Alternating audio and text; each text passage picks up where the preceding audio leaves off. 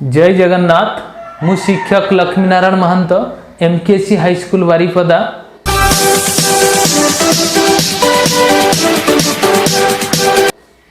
पिला माने आज आम दशम श्रेणी जीव विज्ञान षष्ठ अध्याय जननर अर्ध विभाजन विषय पढ़ा।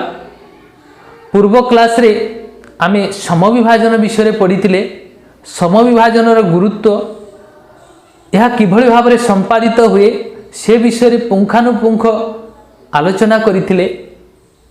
जो पिला माने समविभाजन वीडियो देखि नाहंती से माने तले डिस्क्रिप्शन बॉक्स रे तार लिंक अछि, सेठारु से माने समविभाजन देखि पारिबे एवं बुझी पारिबे। तो पिला माने वर्तमान आमे अर्ध विभाजन पढ़िबा। जो जीव माने लिंगीय जनन प्रक्रिया रे वंश विस्तार करती सेमानंक ठारे दुई प्रकार कोष देखा जाए। दुई प्रकार कोष देखा जाए। गोटे होची सोमीय कोष,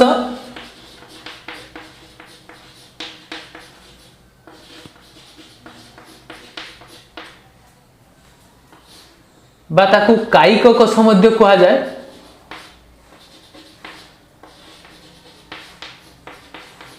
इंग्राजी रे ताकू सोमाटिक सेल मध्य कहा जाए। सोमाटिक सेल एवं अन्य प्रकार कोषटी होची जायक कोष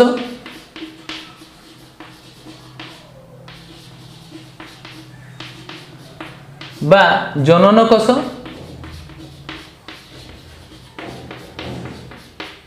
बा इंग्राजी रे ताकू कहा जाए जार्म सेल।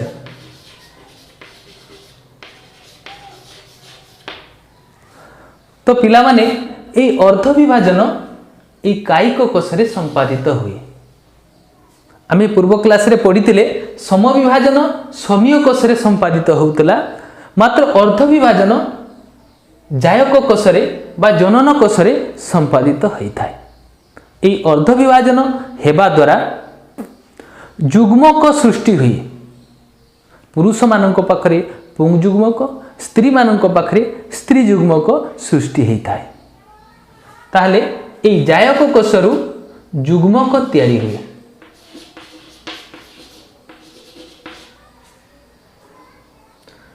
पुरुष मानक पाखरे पुंग युग्मक, स्त्री मानक पाखरे स्त्री युग्मक सृष्टि हुए। तो ए युग्मक रे n संख्यक गुणसूत्र रही है, मात्र ए जायक कोष रे 2n संख्यक गुणसूत्र रही है। ए अर्ध विभाजन रे ताहले जे युग्मक सृष्टि हुए सेतिरे अर्धेक संख्यक गुणसूत्र मातृकोषर वहन करे। सेति पई पिला माने ए अर्ध विभाजन को अर्धायन मध्य कहा जाए, न्यूनक विभाजन मध्य कहा जाए। इंग्राजी रे ताको रिडक्शनल डिवीजन मध्य कहा जाए। तो पिला माने ए अर्ध विभाजन प्रक्रिया कोष रे किभଳି संपादित हुए से विषय रे वर्तमान हमें जानिबा।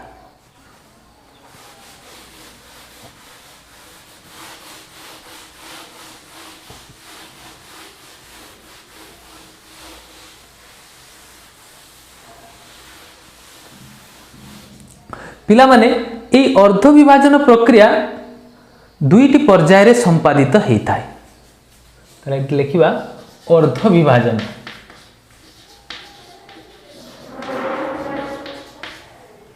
बा ताको इंग्राजी रे कहा जाए मेयोसिस। दुईटी पर्याय द्वारा संपादित हुए।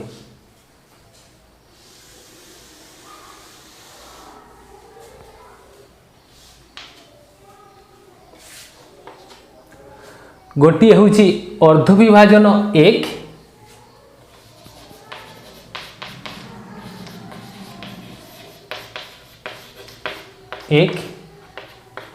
अन्यटी होची अर्ध विभाजन 2।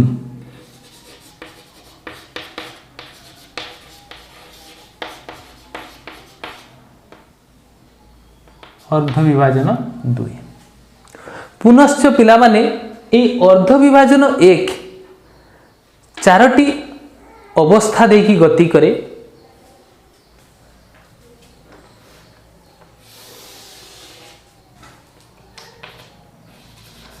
आद्यावस्था एक, मध्यावस्था एक,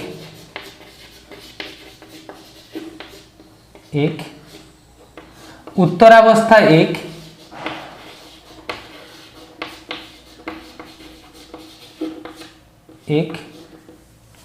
तापर होची पिला माने अंतिम अवस्था एक।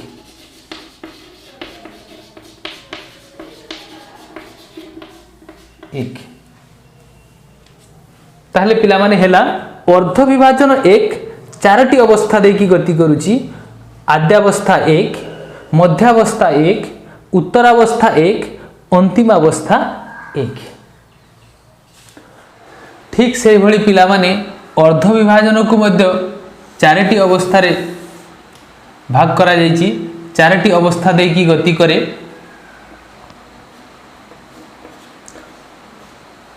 आद्यावस्था दुई, मध्यावस्था दुई,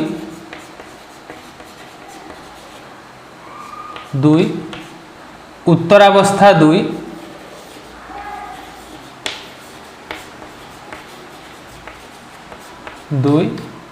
देन होची अंतिम अवस्था दुई।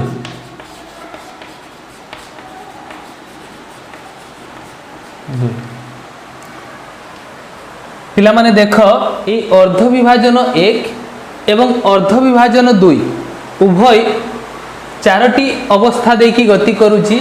आद्यावस्था, मध्यावस्था, उत्तरावस्था एवं अंतिम अवस्था। तो यही दुईटी सारा विभाजन रे जेहेतु समान अवस्था देखी गति करुची सेतिपई सेगुडी को सेपारेट करिवा पई ए अर्ध विभाजन एक रो अवस्था गुडी को सेतिपई आद्यावस्था एक, मध्यावस्था एक, उत्तरावस्था एक, अंतिम अवस्था एक। ठीक से भली अर्ध विभाजन दुई रो अवस्था गुडी को आद्यावस्था दुई, मध्यावस्था दुई, उत्तरावस्था दुई एवं अंतिम अवस्था दुई रे विभक्त करा जायछि सेगुडी को सेपारेट करिवा पई। तो पिला माने एई आद्यावस्था एक अर्ध विभाजन एक रो यह एक जटिल प्रक्रिया। ये आद्यावस्था एक पांचटी उपावस्था देखी गति करे। एक होची लेप्टोटिन,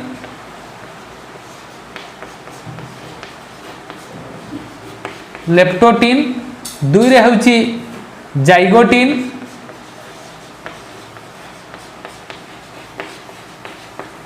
तीन रे होची पाकिटिन, चार होची डिप्लोटिन,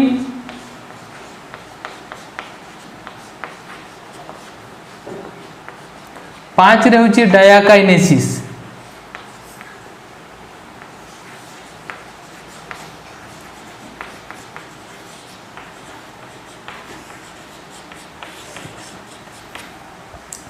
तो पिला माने वर्तमान आमे अर्ध विभाजन एक रो आद्यावस्था एक रो प्रथम उपावस्था लेप्टोटिन विषय रे पढ़िबा। ए लेप्टोटिन उपावस्था रे कौन सब परिवर्तन हुए? ए लेप्टोटिन उपावस्था रे कौन हुए? गुणसूत्र गुड़िक दृश्यमान हुअन्ति। एही अवस्था रे गुणसूत्र गुड़िक जदियो पूर्वर अनुदैर्घ्य भाव में विभाजित हुअन्ति मात्र सेगुड़िक एकक रूप रे ही रही थांती। तापरे लेप्टोटिन गला। नेक्स्ट देखिबा पिला माने जाइगोटिन स्टेज। ए जाइगोटिन स्टेज रे कौन हुए? पिता माता ठारू आसुथिबा सदृश्य गुणसूत्र गुड़िक परस्पर आड़क आकृष्ट हुअन्ति एवं जोड़ा जोड़ा हेकी रुहन्ति। ये जोड़ा जोड़ा हे रहुथुवा गुणसूत्र गुड़ी को जुगल गुणसूत्र बोली कि कहा जाए एवं यही प्रक्रिया को आपुंजन बोली कि कहा जाए बा इंग्लिश रे ताकू कहा जाए सिनॉप्सिस। तो पिला माने तुमर क्वेश्चन रे आसे आपुंजन कौन पिला माने तुम्हें लिखिब अर्ध विभाजन 1 रो आद्यावस्था 1 रो जाइगोटिन उपवस्था रे पितामाता ठारू आसुथिबा सदृश्य गुणसूत्र गुड़िक परस्पर आड़क आकृष्ट हुअन्ति एवं जोड़ा जोड़ा होइकी रुहन्ति। यही प्रक्रिया को आपुंजन बोलिकी कहा जाए। तो नेक्स्ट देखिबा पिला माने पाकिटिन। यही पाकिटिन स्टेज रे कौन सब परिवर्तन हुए? यही पाकिटिन स्टेज रे गुणसूत्र गुड़िक स्थूल वर्तुलाकार हुए। प्रत्येक गुणसूत्र लंब भाव में दुईटी एकक सूत्र रे परिणत हुए। प्रत्येक जुगल गुणसूत्र गोटिए लेखाएं चतु एकक सूत्र रे परिणत हुए। तो नेक्स्ट देखिबा पिला माने डिप्लोटिन स्टेज। ए डिप्लोटिन स्टेज रे गुणसूत्र गुड़िकर पृथकीकरण आरंभ हुए। से माने केतक निर्दिष्ट बिंदु रे लागी रहंती, अन्य समस्त ठारे से माने सेपरेट हो जाती। जो बिंदु रे से माने लागी रहंती ताकू कौन कहा जाए? काइजामा बिंदु बोलिकी कहा जाए। ये काइजामा बिंदु रे से माने अंशर विनिमय करती जुगल गुणसूत्र गुड़िक।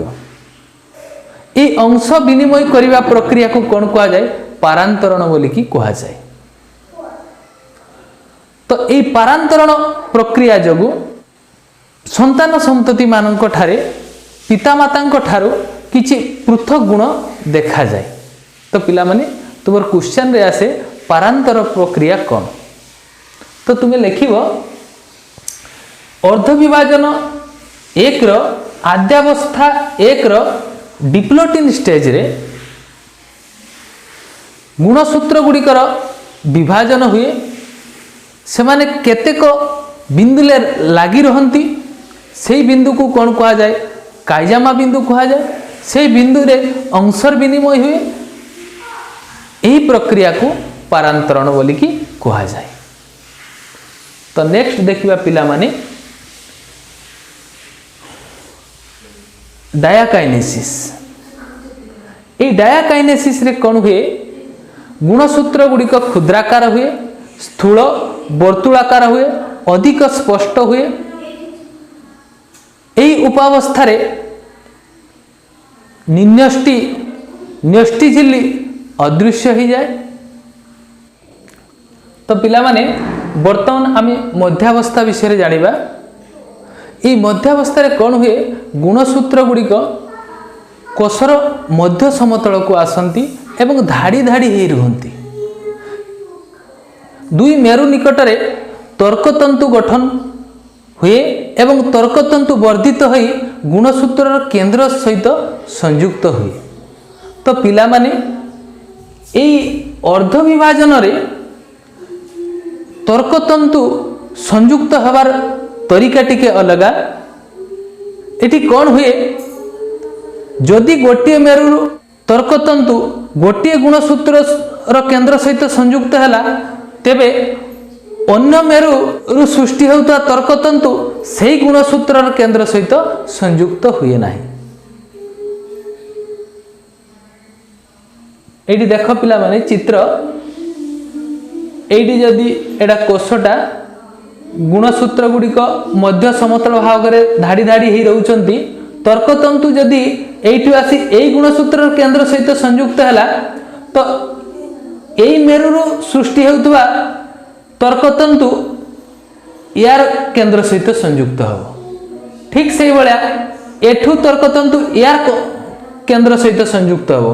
एठु सृष्टि होता तर्कतंतु ए क्रोमोजोम रो केंद्र सहित संयुक्त हो। दुई मेरु सृष्टि होता तर्कतंतु कदापि गोटे गुणसूत्र केंद्र सहित संयुक्त हेबे नाही। जहा फल जेते बेले से गुडी को सेपरेट हो जिवे, गोटे मेरु को अधा गुणसूत्र संपूर्ण अधा मनीष क्षेत्र में जदि कहवा 46टा गुणसूत्र एई गोटे मेरु को 23टा गुणसूत्र, अन्य मेरु को 23टा गुणसूत्र, संपूर्ण विभाजन हो नथिबा गुणसूत्र 23टा दुई मेरु आड़ को जीवे। नेक्स्ट देखिबा पिला माने एई उत्तरावस्था। एई उत्तरावस्था रे कोन हुए बर्तमान देखिबा। एई उत्तरावस्था रे तर्कतंतुर संकोचन हुए। संकोचन हेले गुणसूत्र गुड़िक कोणाकार बा भी आकार धारण करे। नेक्स्ट देखिबा पिला माने एई अंतिम अवस्था। एई अंतिम अवस्था रे कोन होची गुणसूत्र गुड़िक दुई मेरु निकट रे जाई पहुंचे। गुणसूत्र गुड़िक क्रमश अस्पष्ट हुए, न्यष्टि झिल्ली सृष्टि हुए, निन्यष्टि सृष्टि हुए। तापरे नेक्स्ट देखिबा पिला माने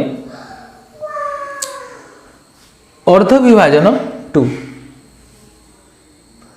ए अर्ध विभाजन 2 रे चारोटी अवस्था रही। चारोटी अवस्था देखि यह मध्य गति करुची।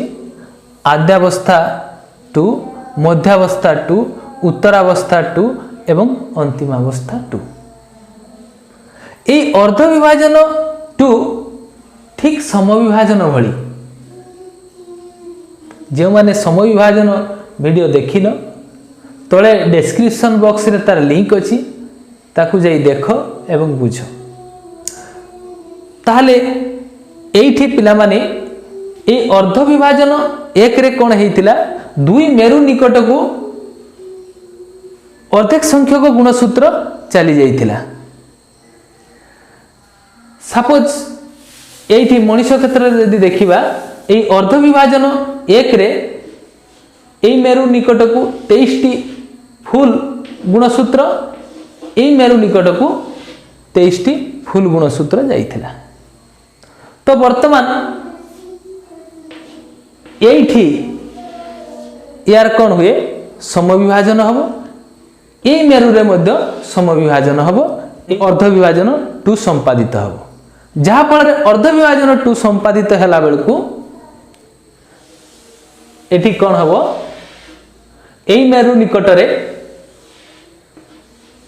23 गुणसूत्र विशिष्ट दुईटी, एठी दुईटी जुग्मक सृष्टि हेब। एई भली पिला माने ए अर्ध विभाजन प्रक्रिया संपादित होता है। नेक्स्ट पिला माने हमें देखिबा समविभाजन एवं अर्ध विभाजन मध्य कौन पार्थक्य रही। तुमर पिला माने अनेक समय रे क्वेश्चन रे आसे परीक्षा रे समविभाजन एवं अर्ध विभाजन मध्य पार्थक्य दर्शा। बहुत इंपोर्टेंट क्वेश्चन परीक्षा पाई। तो वर्तमान देखिबा तांको मध्य पार्थक्य।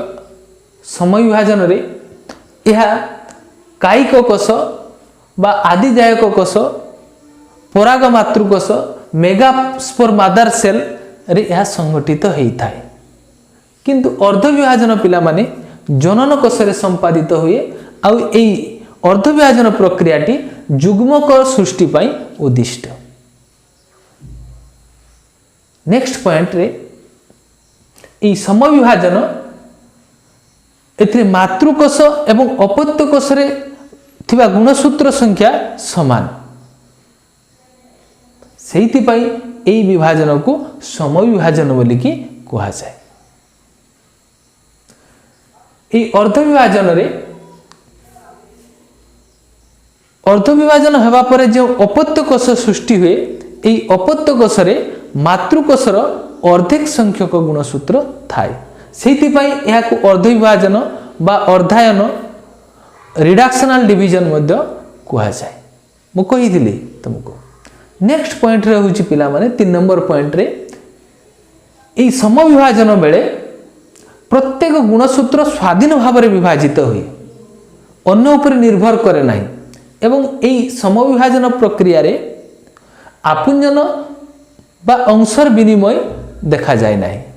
किंतु अर्ध विभाजन रे पिला माने आपुंजन प्रक्रिया देखा जाए, अंशर विनिमय हुए बा पारांतरण प्रक्रिया संपादित होता है।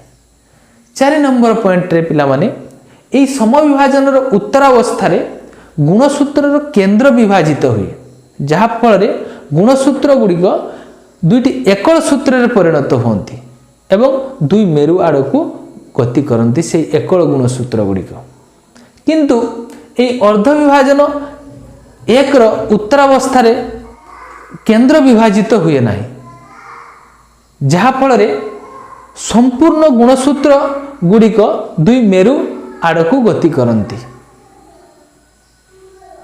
5 नंबर पॉइंट रे होची पिला माने एई विभाजन रे गोटिए मातृकोशरु दुईटी अपत्यकोश सृष्टि होता है सम विभाजन द्वारा किंतु अर्ध विभाजन रे गोटिए मातृकोशरु 4टी अपत्यकोश सृष्टि होता है।